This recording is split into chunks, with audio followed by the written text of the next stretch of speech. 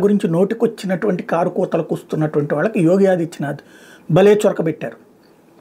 దేవుణ్ణి మనం ప్రార్థిస్తే లేదా దేవుణ్ణి తలుచుకుంటే ఆ తలుచుకునేటప్పుడు మన మనస్తత్వాన్ని బట్టి అక్కడికి కనబడతాయి అంటూ కొంతమందికి కుంభమేళాలో శవాలు కనిపించినాయి. అంటే గద్దల్లాంటోళ్ళు పందుల్లాంటోళ్ళకి శవాలు కుళ్ళిపోయినటువంటి నీళ్లు కనిపించినాయి. అదే సందర్భంలో ఆ కుంభమేళా నమ్మేటటువంటి వాళ్ళకి దీవెనలు కనిపించినాయి. అలాగే భగవంతుడు కనిపించాడు, భక్తి కనిపించింది, వ్యాపారస్తులకి వ్యాపారం కనిపించింది, పేదలకి ఉద్యోగం ఉపాధి కల్పించింది. అట్లాగే దయార్ద్ర హృదయం మిగతా ప్రజలకు కనిపించింది, చదువుకున్నటువంటి వాళ్ళకి. అలాగే భక్తులకి సదుపాయాలు కనిపించినాయి.